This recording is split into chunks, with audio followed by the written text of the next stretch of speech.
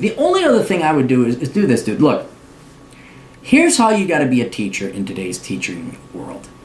You got to stop giving a fuck. You really got to stop giving a fuck about the kids, and more so you got to stop giving a fuck about what's efficient.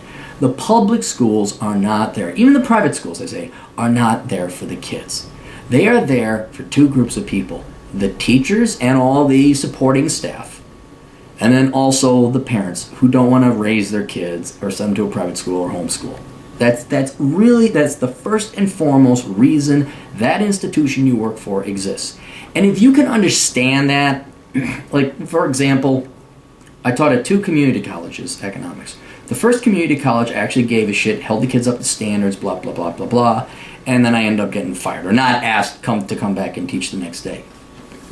And I realized, I had a conversation with one of the coworkers there who was a sales pitch person.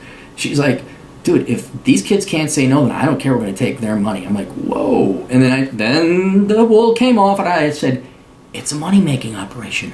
We're not here to educate the kids. We're here to take their fucking $37,000 a year and to give them some bullshit unaccredited diploma. And we're not here to teach them shit. We're just to give them A's and B's, pass them along, give them the fuck out, get the new kids in. That's what the school was. And then when I went to the next community college to teach, that's what I did. And I was the coolest teacher. Everybody loved me. I gave everybody pretty much A's. I made the homework retardedly simple. And we just passed those kids along. Great old time. Field trips. We did field trips in college because I was the cool teacher. And it was so much more fun. Actually, and the kids did learn a little something because I was able to sneak, because economics is pretty interesting to teach anyway. But, fuck no. They were doomed from the get-go. They were paying, I think, another $40,000 or whatever to go to this bullshit school.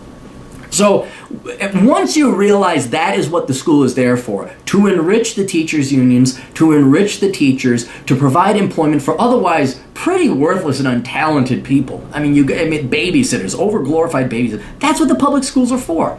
It is to fleece the taxpayers, pat the little kids to babysit them so their parents don't have to deal with them or raise them themselves, try to give the smart kids some shot, like here's some AP classes. But dude, don't kid yourself. You're not, and I know you personally care about the students and you're enraged at the waste and the corruption and the ineptitude, and you can do so much more with the children, and you're desperately wanting to help the children, and then sure enough, your principal comes in and says, hey, you're hitting the widowed children's feelings. We can't have that. We can't have that. Plus, that guy probably, or gal, I don't know, probably doesn't want those kids getting too smart because they want those kids to go and major in the liberal arts, so it keeps the fucking liberal arts system going. So, you don't care. Just give 0 fucks. It's great. It's once you realize it's like collecting welfare. It really is like that. Like, I used to be so adamantly against welfare. I'm going to be a real man. I'm going to be a Republican. I'm going to be a conservative. It's America. And then when I realized that my generation just kept voting to suck Bill Clinton's dick, and, we did wisen up a little bit with George Bush, but then we went right back to sucking Barack Obama's dick. I'm kind of like, okay, you know what? These are the rules. Fine. I don't give a fuck anymore. This is how we're going to play ball? Fine. Let's play ball. So, my larger point is, look, teaching is cake. You know that, all right? You know that. You majored in physics. You actually went through a hard discipline. You didn't major in fucking education, right? You teach a real degree. You teach a real field. How hard is it? Really? 9 months a year?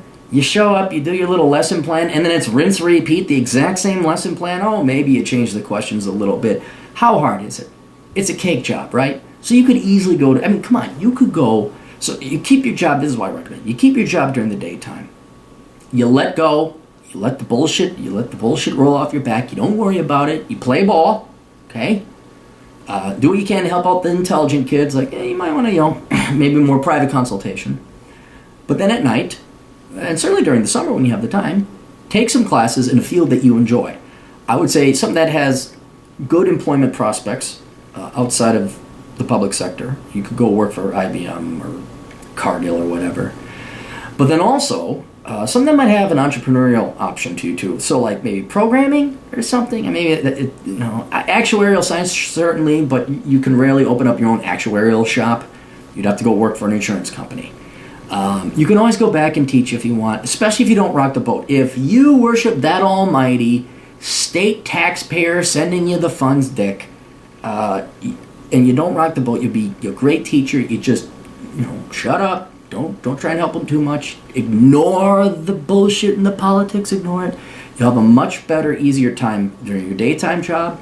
They gave you tuition reimbursement, I presume, right? Because teachers are so underpaid, right? You get tuition reimbursement. You got great health care. Just no job is perfect. Just take the easy cake job and run. And then once you get your master's, all of a sudden you have yourself another option. Don't say, fuck you, teachers. Let me tell you everything's wrong. You say, you know what? I got an opportunity to work in the private sector. I can't refuse it. I love the